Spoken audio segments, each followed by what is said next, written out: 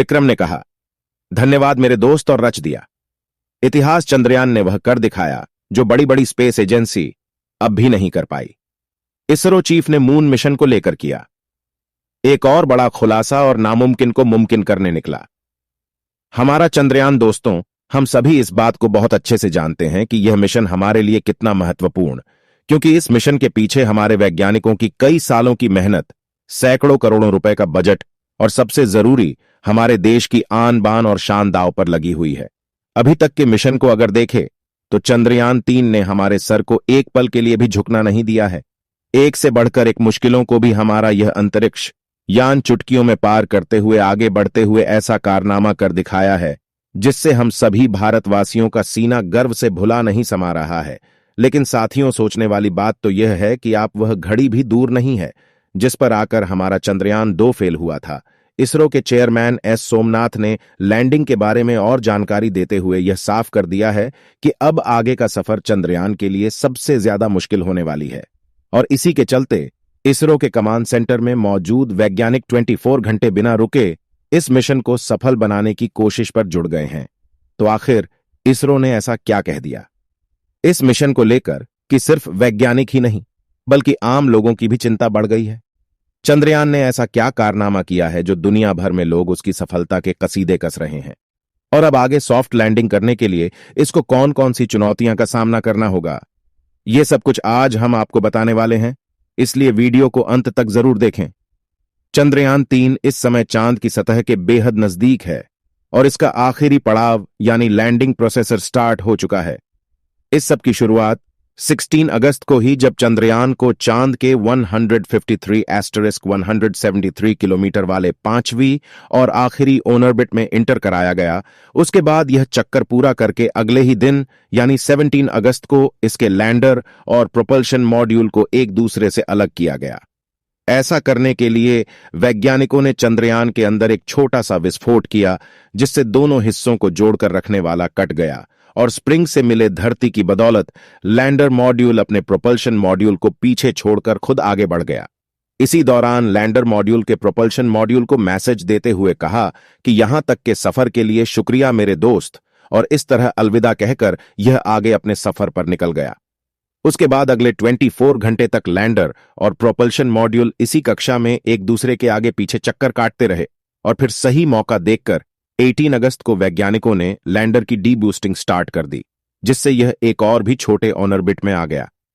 साथ ही इसकी गति भी कम कर दी गई। दोस्तों, इसका सीधा सीधा मतलब है कि अब शुरू हो चुका है, जिस पर यह धीरे धीरे गति कम करते हुए अपने ऑन ऑर्बिट को छोड़कर अपने साथ साथ चांद की सतह के करीब आ रहा है, और ऐसे ही आगे बढ़ते हुए महज कुछ घंटे में यह चांद की सतह पर सॉफ्ट लैंडिंग करेगा।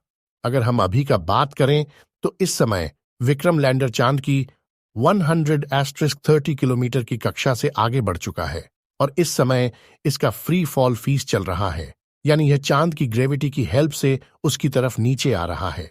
इसरो वैज्ञानिक पूरी तरह सचेत है, वह इस पर पैनी नजर रख रहे हैं और पल पल की खबर भी ले रहे हैं। असल में वैज्ञानिकों को अच्छे से पता है कि चंद्रयान इस समय अपने सबसे क्रिटिकल फेज से गुजर रहा है और इसी को देखते हुए इसके सभी सेंसर और इंजन को अब ऑन कर दिए गए हैं, क्योंकि इम्तिहान की वह घड़ी आ चुकी है जिसका हम पिछले करीब 40 दिनों से इंतजार कर रहे हैं। इस समय चंद्रयान अपने पूरे मिशन के सबसे मुश्किल टेस्ट से गुजर रहा है, क्योंकि वर्टिकल लैंडिंग करना और वह भी चांद के दक्षिणी ध्रुव में यह बहुत ज्यादा मुश्किल काम है। अब जिन लोगों को नहीं पता उन्हें हम बता दें कि विक्रम लैंडर चांद की सतह पर वर्टिकल लैंडिंग यानी सीधा खड़ा होकर लैंड करने वाला है, जो हॉरिजेंटल लैंडिंग की तुलना में काफी ज्यादा मुश्किल होता है। असल में जब किसी यान को वर्टिकली लैंड कराया जाता है तो हवा में उसको सीधा रखना और साथ ही उसकी गति को कंट्रोल करना बहुत ही मुश्किल हो जाता है। इसका कारण यह है कि वर्टिकली नीचे आते हुए इसकी रफ्तार काफी ज्यादा तेज हो जाती है। हालांकि पृथ्वी के मुकाबले चांद की ग्रेविटी 6 गुना कम है, लेकिन चांद का वायुमंडल बहुत ज्यादा पतला है, जिसके चलते यहां एयर रेजिस्टेंस ना के बराबर है और इसकी वजह से नीचे गिरते हुए किसी भी ऑब्जेक्ट की स्पीड काफी ज्यादा बढ़ जाती है। इसी लैंडिंग प्रोसीजर को लेकर इसरो चेयरमैन नई सोमनाथ ने भी एक बहुत बड़ी बात कह डाली।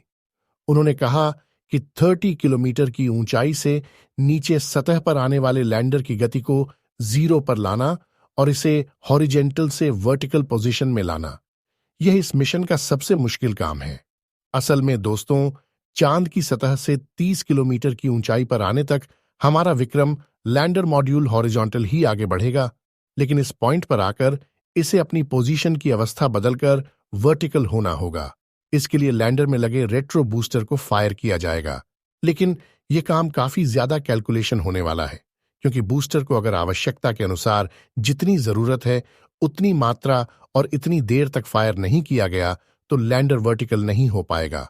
वहीं गलती से इंजन्स को जरूरत से ज्यादा पावर से फायर कर दिया गया तो लैंडर पूरा गोल गोल घूम जाएगा और ऐसा होने पर यह अपना संतुलन को खो देगा और क्रैश भी हो सकता है।